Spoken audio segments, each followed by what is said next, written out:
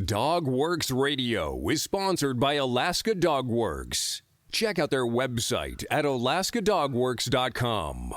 You can support this podcast on patreon.com/First Paw Media.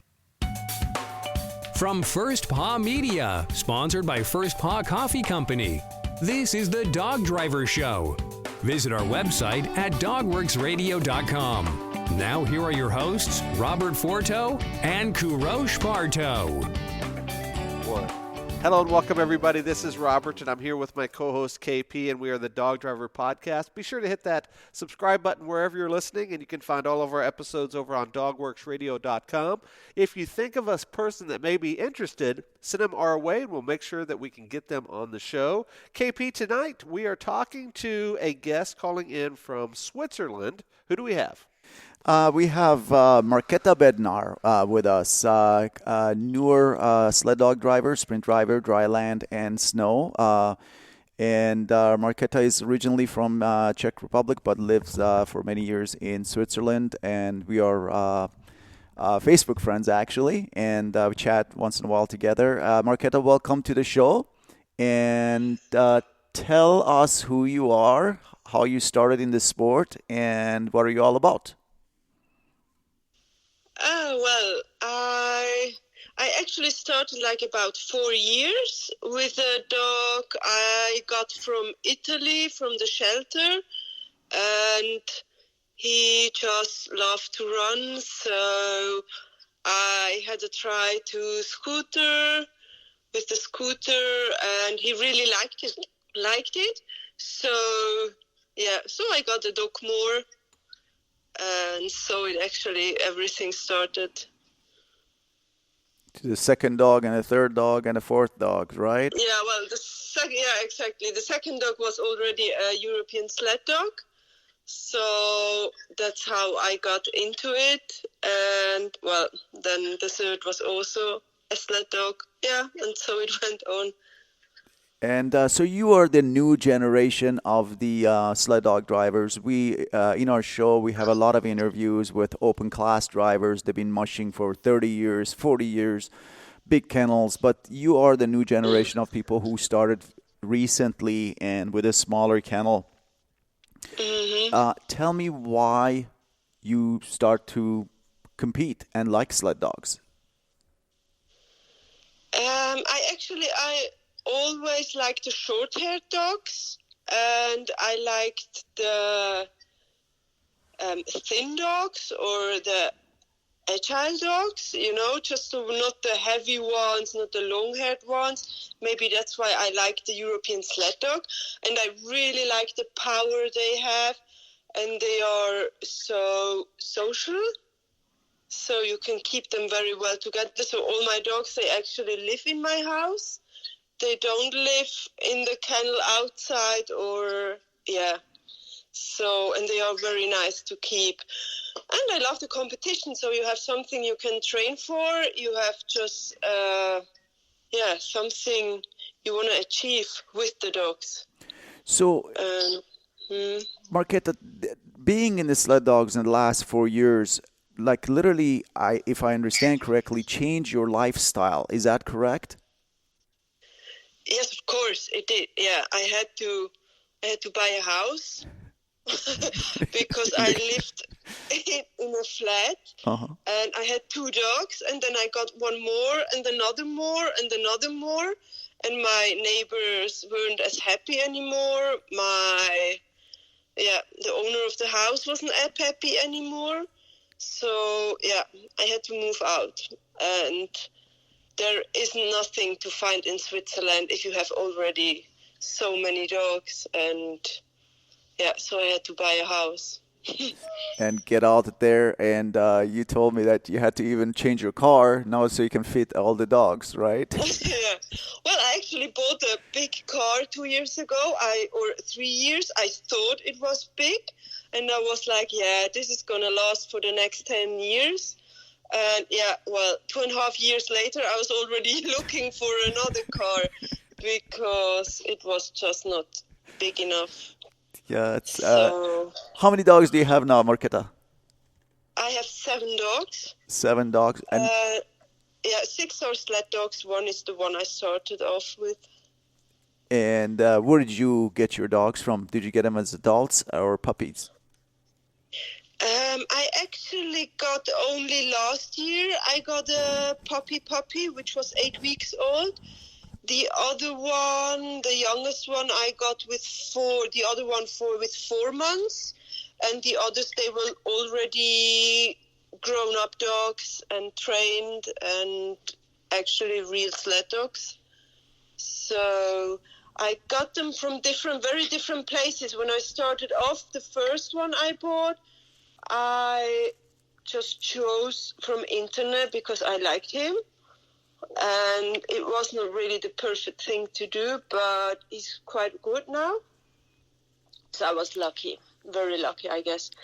And the others, actually, I bought from Heinrich Stahl. They are all German trail hounds. So, yeah. So I'm quite all of them happy. are from Heinrich Stahl? Yeah. And are you planning to breed those dogs? No. I would love to have once maybe puppies, but I don't think that I know enough that I can't really. No, I don't think I should be breeding. So I think breeding should be the ones who can test them very well and know which are made for breeding with them. And yeah. So you said you live with some of your dogs in your house, and how do you organize your training, your work around the house, all of that, being by yourself? How do I organize? I just get up early in the morning. It depends on my shifts which I work. So either I train them in the morning before work. Sometimes if I start to work at 6 o'clock, I train them before. Sometimes when it's maybe too warm during the day, so I can do it very early in the morning. So maybe end of the season. And now in winter, when it's quite cold, I can train them also during the day after my shifts, or just in the morning when I start to work late. So I train them before. I don't do that much more than training dogs and doing stuff around my house. Now I'm setting up my van, so yeah, there's quite a lot to do all the time. Do you train from your house, or you have to transport your dogs to another place to train them? No, I can train from the house. That's why I actually chose this house because I have in the backyard, I can just start from there and going up the hill, and it's quite nice here. How many kilometers can you get? Oh, as many as you want. You can really go very, very far. You can do 30, 40, 50 kilometers, but that's not what I do. I mean, with my 6 dogs, I do maybe, depends on the breaks I make, but I do maybe 10, 12 kilometers. And yeah. Mm-hmm. That's pretty interesting that you have a possibility to train directly from your house. That's very good. Very good. It saves me a lot of time, actually. If I've had to transport them all the time, no. So That's definitely a blessing. That's very good. And so you usually race in bike touring and scooter, or do you race in different classes? yes, bike touring, scooter, and I started off this fall with Forto rig. So yeah, just the only races, because it was due of COVID. It was always cancelled in spring. Well, anyway, in spring we don't have that many 4-dog classes, or if we even have, I don't think we don't even have. So yeah, I met all the races I could have made here in Switzerland in this fall. So yeah. How many races did you do? 3. 3 races in Switzerland. And Well, with 4-dog classes. The others, they were a few more for the bike, touring, and scooter, because they start already end of August, beginning of September. But sometimes it's just too warm to do the races for me. and what's your plan for this winter? I want to do the Switzerland snow races, all of them. Okay. And any international races, you think? Well, maybe to Austria or Germany, which is, well, Germany as it is very close. Sometimes Germany, the races on snow in Germany are much closer than the ones in Switzerland for me. So, yeah.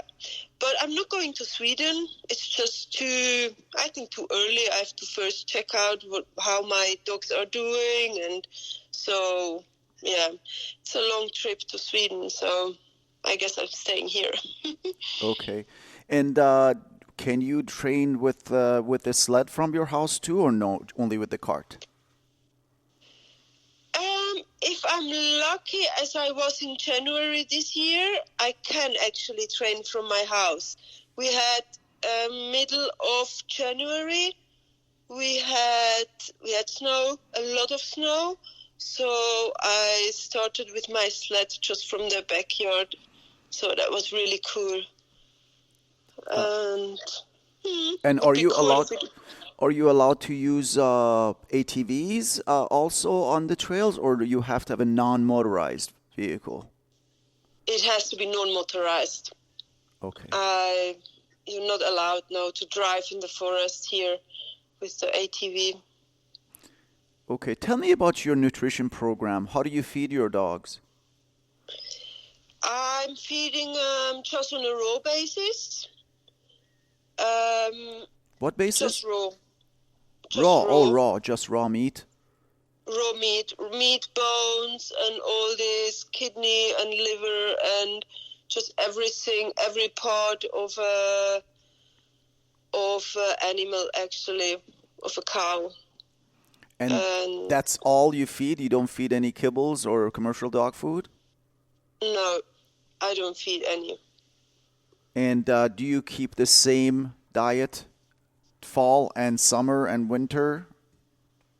Yes, of course. The amount and the fat increases or decreases, depends on the dog, depends on how I train, how much I train, how cold it is, how warm it is. I mean, they get a little bit more fat in summer, maybe when we stop training, so I have to put down a little bit of food. And yeah, but I actually feed all the time.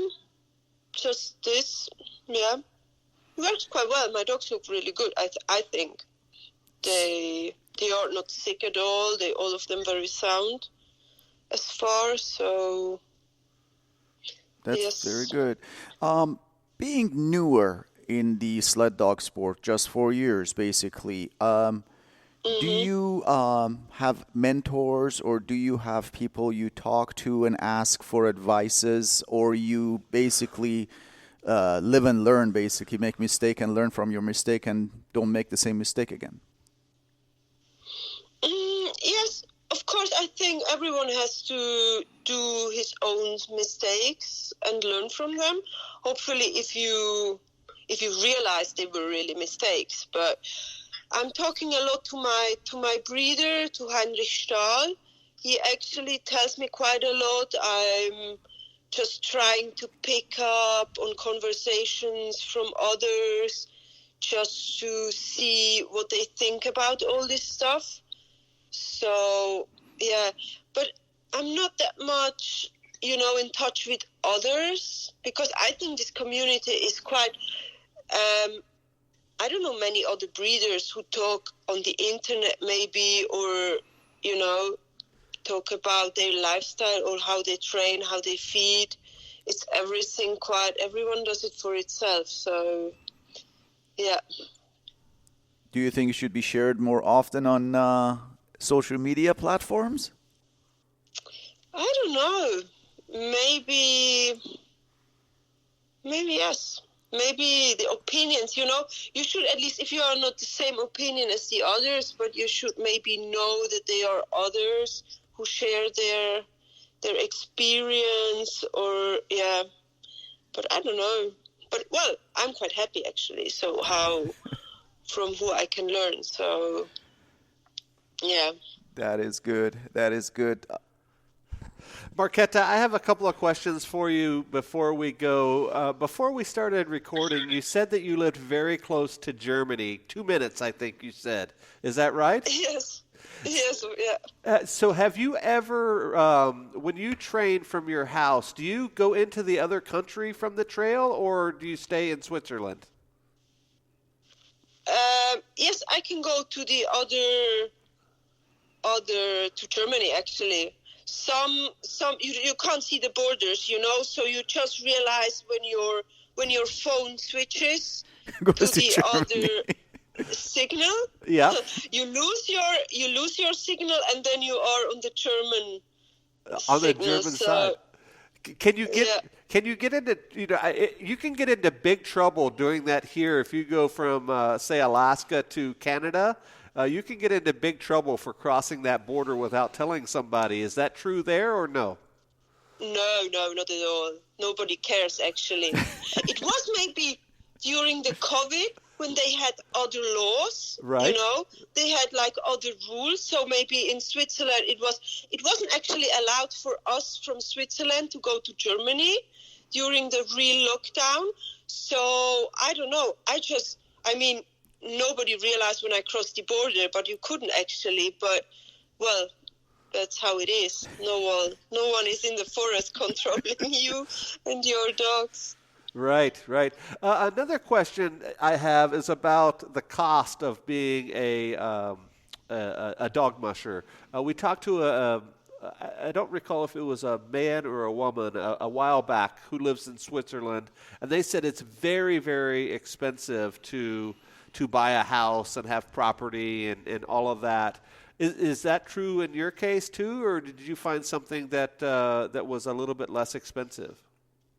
No, actually it is really expensive, Switzerland, and even more in the part. I was actually from close to Zurich. That's where I grew up, and there was no way to find something which I could afford close to Zurich. Right. So that's why I moved out like 60 kilometers. And yeah, it's not that much, 60 kilometers maybe for you in Alaska, but here in Switzerland, I live just in another part actually from Switzerland. So it's cheaper. You can even get to cheaper parts in Switzerland, but they would be too far away from my work. So, yeah. Very good. Here it's quite good. So my last question was actually what you just mentioned. What do you do for a job there in Switzerland that allows you to do dog mushing as a hobby or as a passion? I'm working for a credit card issuer. Okay. and doing the 24 hours emergency line, so on the phone. So customer service type stuff. Customer service, exactly, yeah. Very good. That's all I have for Marketa. Kipi. Marketa, I wanted to thank you for spending the last 20-some minutes with us. It was a pleasure chatting with you. Good luck with your racing season ahead of you and your training season. And if you have any sponsor you want to thank, it's time now. Yes, I want to thank my mom because she's my biggest supporter actually. And I just got a first sponsor actually, which is Alpine Princess. It's a clothing apparel producer from Slovenia. Very good. So, yeah. Very good, very good. All right. Well, thank you very much on behalf of our guest today and my co-host. This is Robert for the Dog Driver Podcast. We will see you guys next time. Goodbye. From First Paw Media, this is the Dog Driver Show. We hope you enjoyed this podcast, and we invite you to subscribe in Apple Podcasts, Spotify, Stitcher, or wherever you get your podcasts. You'll find a link on the episode notes. You can tap or swipe on the episode cover art, and you can see some offers from our sponsors. You can support our show by supporting them. If you like what you have heard, we would love it if you could give us a 5-star rating and tell your friends how to subscribe too. Your hosts are Robert Forto and Kourosh Partow. Our producer is Robert Forto and created for First Paw Media.